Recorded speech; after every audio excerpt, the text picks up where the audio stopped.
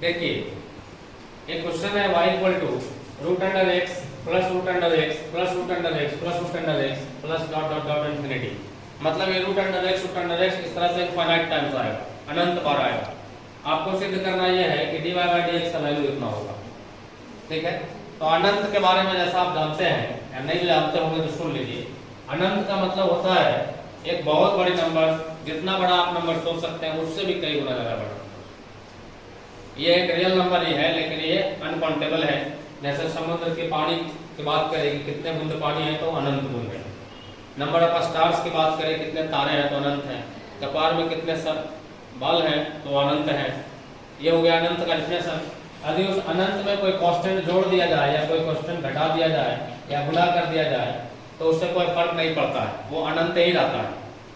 ठीक इसी तरह से यहाँ भी हम लोग यूज करेंगे उसी अनंत के कंसेप्ट का। देखिएगा ये जो रूट अंडर एक्स अनंत टाइम आया है, इसमें से मान लीजिए कि ये वाला नहीं रहता जिसको मैं छुपा रहा हूँ, रूट अंडर एक्स ये इसको। अभी ये जो वैल्यू लिखा हुआ है ये किसके बराबर है और इसमें से हटा लिए तो अब जो दिख रहा है वो भी तो y जैसा ही दिख रहा है। नहीं लग रहा है कि y इक्वल टू इतना, क्योंकि अनंत टाइम है उसमें से एक को हटाने से कोई फर्क तो पड़ेगा नहीं। तो ये जो पूरा वैल्यू बचा है इसके जगह पे y लिख सकते हैं, तो इन सबके बदले y लिख देते हैं और जो बाकी था जो छुपाए हैं वो क्या था प्लस रूट अंडर एक्स, यानी ऐसा, क्योंकि y इक्वल टू ये था।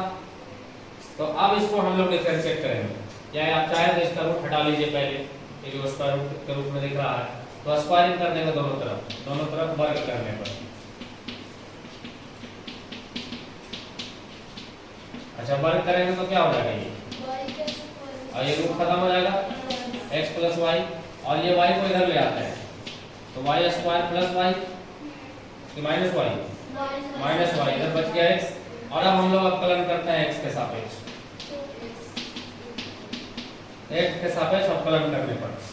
तो चलिए वाई स्क्वायर का क्या होगा 2y और फिर y का माइनस और फिर ये y का और x का तो होता है 1। ये दोनों में से हमने डिवाइड बाय dx कॉमन कर लेते हैं तो बच गया 2y माइनस 1 इधर इक्वल टू 1, और हमको चाहिए सिर्फ डिवाइड बाय dx। तो divide by dx is equal to 1 by ये जो पूरा इनटू में 2y माइनस 1 इधर आ जाएगा। तो यही देखिए प्रूफ करना था आपको।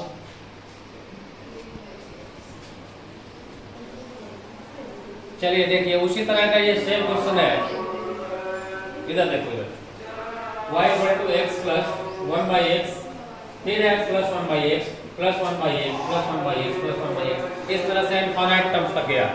इसको डिफरेंशिएट करना, तो जहाँ भी इनफाइनाइट टर्म्स वाली बात आएगी तो वहाँ है कि एक टर्म को छोड़कर बाकी को y लिख देना है, यानी जहाँ से वो रिपीट करने लगा उसको फिर से y लिख देंगे और डिफरेंशिएट कर लेना है।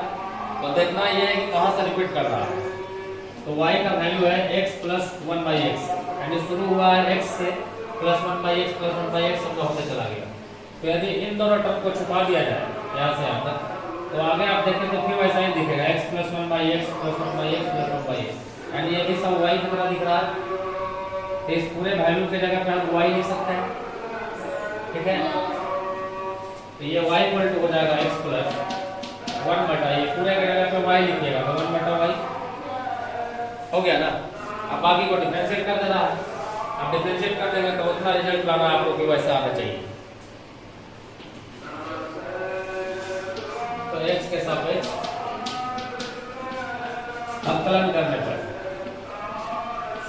या इसको थोड़ा और आसान बनाना चाहे तो आप एलसीएम में अगर कर ले पहले तो उससे थोड़ा और आसान बन जाएगा।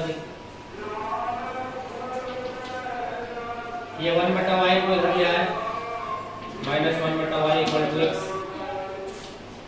इधर एक टू होगा तो क्या हो जाएगा वाई स्क्वायर माइनस 1 और बटा में y इक्वल टू x, ठीक है। फिर ये y यहाँ की टू चला जाएगा यानी y square minus 1 equal to x y कर सकते हैं ऐसा। अब इसका हम लोग x के सापेक्ष अवकलन करें,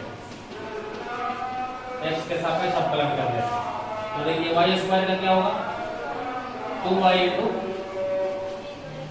डिवाइड बाय dx, क्योंकि y का डिवाइड बाय dx और ये कांस्टेंट है तो इसका फिर ये a इनटू b, तो x को बाहर रखते हैं y का डिवाइड बाय dx और प्लस y को बाहर रखते हैं, फिर x का 1 हो गया।